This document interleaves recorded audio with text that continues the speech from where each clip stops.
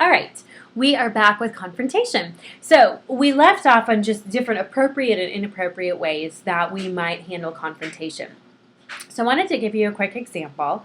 This is a couple that I have worked with, and the very first session they came in, they're a very dear couple. I really love working with them. I love working with all my clients. There's not one that I don't like. But this particular couple we've developed a great relationship with, and I remember the very first session when they came in, and he was so spoke so positively about his partner being so much smarter than he was, and I wish I would have counted how many times he said throughout the session, "She is so much smarter than me, so much smarter than me. She's so intelligent. She's so much smarter than me." And it was pretty comical, and we actually kind of joked about it the first couple sessions because he made this comment so many times about how intelligent his partner was.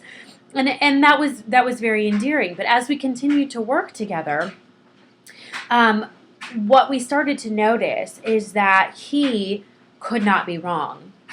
She was not at all shaming him or trying to rub it in if she was right, or really even challenging him as far as if she was right or he was right. But we would notice even in the smallest of situations, there was never an opportunity for her to be right. And what I mean by that is they had a situation where their two dogs were sick. They were allergic to the dog food that they were feeding them. And so she went to the vet and she got all this information, and the vet gave her a list of possibilities of things that it could be, noting that changing their food was probably going to be the most beneficial option for them. And so she did research on the best kind of food and ended up buying an organic, made in the USA food that costed about $10 a bag more than what the food was that they had been purchasing. And just as a side note, money's not an issue for this couple, and so the $10 really didn't matter at all. That's a non-issue. So they came to session one day and had gotten in this huge fight about this dog food. And she was very, very passionate about it. And I knew right away that this wasn't actually about the dog food, but really about their whole dynamic and their dance that they did whenever any sort of a controversial issue was brought up. And so her stance was, we're changing the dog food. I'm not going to let down on this because I feel like this is important. And he would not let her be right about that. He wouldn't take that into consideration. He felt like there was other options to look at, yet he was not willing to look at them, nor was he willing to spend any time doing any sort of research or trying other options. And she finally said, I'm not backing down. This is what I'm going to do. I'm going to be right in this situation. And he really, really struggled with that because he did not want her to be right. He wanted to be right, and he wanted for her to acknowledge that he was right. He wanted for her to acknowledge that he knew best. So we have this situation. How would you confront a client in that way? Because clearly there's some discrepancies between what he's saying. So I've got a good relationship with this couple. And so I brought back that very first session, and I said, do you remember when you said this? And we kind of all chuckled, and I said, I probably should have counted, but it was probably close to 50 times that you said, she's so much smarter than me. And I looked at him, I said, is it possible that she's right? Is it possible that maybe she knows something that you don't know? And he agreed, yes, she absolutely might. And I said, so tell me what's difficult about accepting her answer. What's difficult about that for you? And he was able to then kind of process a little bit more. And really what's at the bottom of it is that he is a terrified individual. He is driven by fear and panic and anxiety. He views being wrong as a weakness. He views a weakness as something that could divide a relationship. That if he showed that he was weak, that he didn't have the answer in whatever the situation was, that he would be weak and vulnerable and not capable of being in a relationship. And I realize that's a generalized thing because there's more details that go into the story. But all of a sudden what we're realizing is, of course, it's not about the dog food. It's that he has to be right in order to feel worthy and in order to feel like he's worth being in a relationship with. But Things like that don't come out unless a confrontation in a soft way happens. If I were to say to him, "Why do you always have to be right? Why can't you just agree with her?" That would have put the walls up. The conversation would have been done. And they might not have ever come back because he would have felt like that was a really kind of threatening situation. So we really need to look at confrontation from a different angle where we're really kind of taking that softer approach and we're trying to help the client come to this place where they're able to deeper reflect on themselves.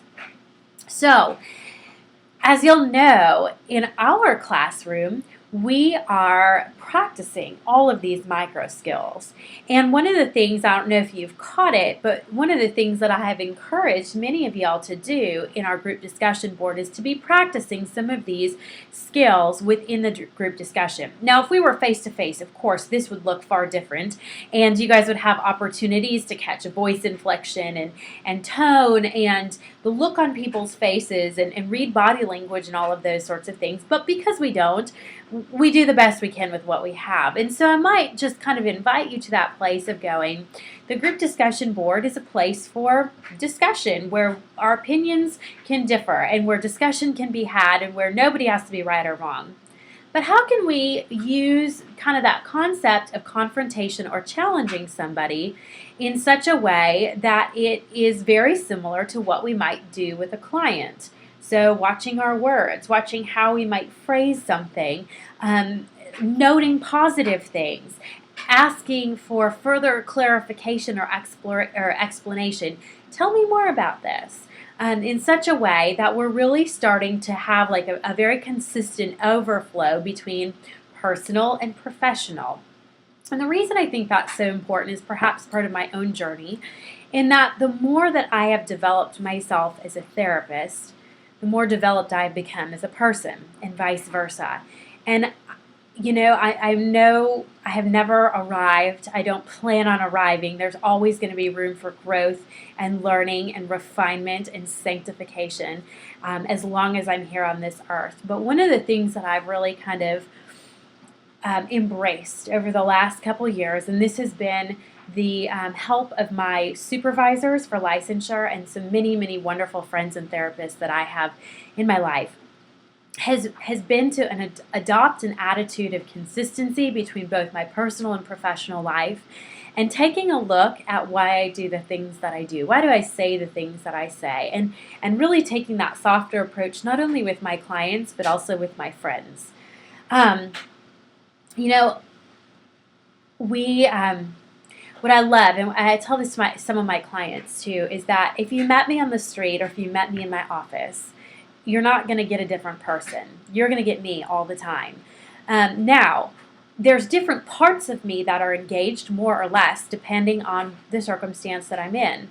For instance, when I'm in a session, I definitely have that therapist part of me engaged where I am sitting and I'm reflecting and I'm thinking and I'm working with them and helping them solve and process through the issues that they're wanting to.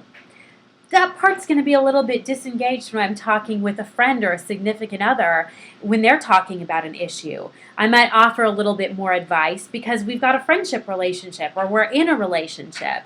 And so my therapist part might be a little bit disengaged, but the same compassion, the same empathy and curiousness is going to be consistent no matter where I'm at because that's part of who I am.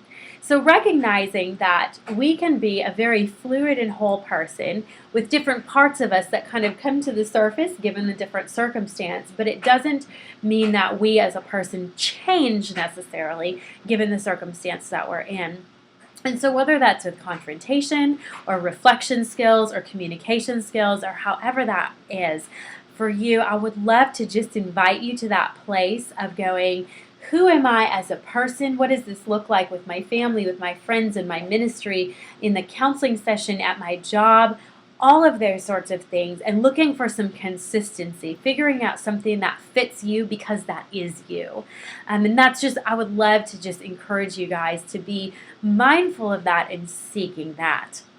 So again, we're going to pause the video here. The next video will be our last one for this week where we'll talk about resources in the upcoming week.